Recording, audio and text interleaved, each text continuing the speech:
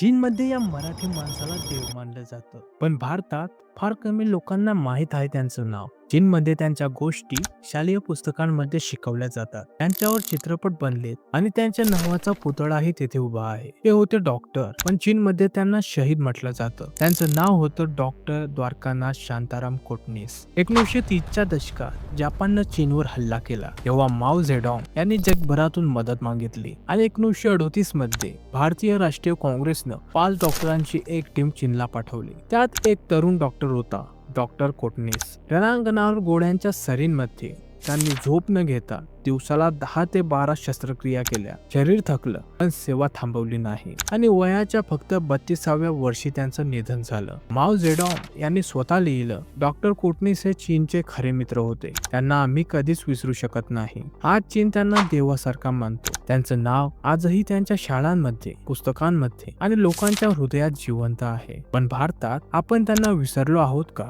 हा प्रश्न प्रत्येक मराठी माणसाने स्वतःला विचारायला हवा. शेअर करा ही माहिती आपल्या प्रत्येक मराठी माणसापर्यंत.